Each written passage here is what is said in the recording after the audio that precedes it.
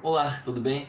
Meu nome é Jefferson Bonafini Pereira Júnior. Eu sou um dos autores do projeto Estudando Curvas de Aquecimento da Areia d'Água com Arduino e o professor Dr. Antônio Augusto Soares é o outro autor desse projeto.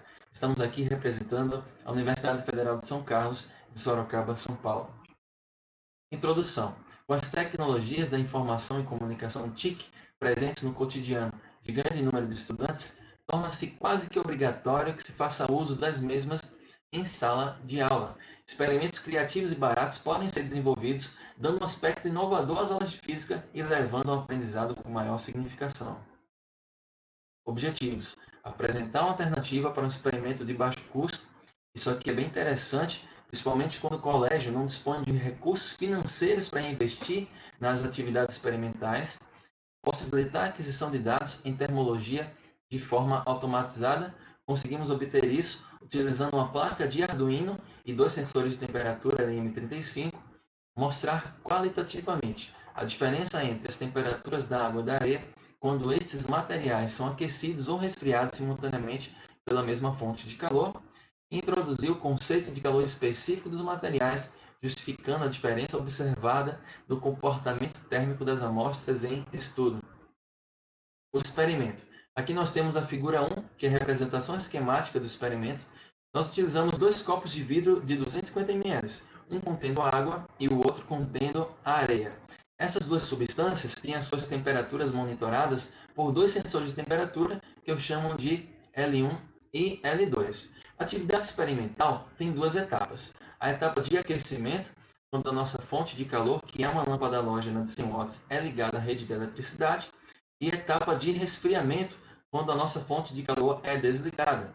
Concluída essas duas etapas, gráficos de temperatura versus tempo das amostras podem então ser construídos e apresentados aos estudantes para que então possa ser feita a discussão dos resultados. Aqui nós temos a figura 2, que é a montagem do experimento. Perceba ali no topo dos copos uma estrutura diferente. Na verdade, são dois porta-balões que utilizamos para fixar os sensores no centro das amostras, para que a coleta das temperaturas fosse então adequada. Sistema de aquisição. Aqui nós temos a figura 3, que é a representação esquemática da conexão de um dos sensores de temperatura à placa de Arduino. Em nosso experimento, nós utilizamos dois sensores e a placa de Arduino se comunica com o computador através do cabo USB. Resultados. Aqui nós temos a figura 4, temperatura versus tempo, para o experimento de aquecimento e resfriamento da água azul e areia laranja. A etapa de aquecimento dura 35 minutos. Concluída essa primeira etapa, a temperatura da areia é superior à temperatura da água em aproximadamente 15 graus. Quando a fonte de calor é então desligada, é iniciada a etapa de resfriamento. E algo bem interessante acontece. A temperatura da areia, que era superior à temperatura da água, em dado momento passa a ser inferior. E essa dinâmica das temperaturas é interessante para que o professor possa introduzir o conceito de calor específico das duas substâncias. Conclusão. O experimento mostra ser adequado para ser usado junto a estudantes do ensino médio e ensino fundamental, devido à simplicidade e facilidade de montagem do experimento.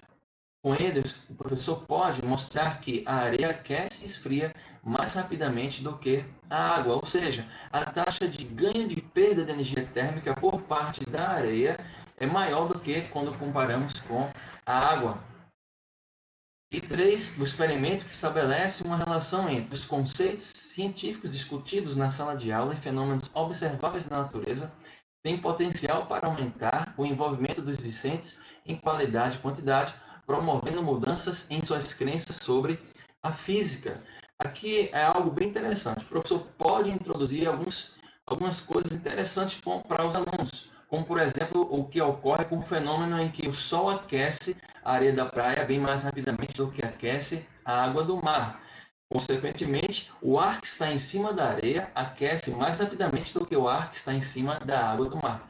Então, dessa forma, na região da areia é estabelecida um processo de convecção, ou seja, durante o dia, o ar sopra da água do mar em direção ao continente, mas à noite esse processo se inverte. Então é isso que eu tinha para apresentar para vocês. Muito obrigado pela atenção e até a próxima.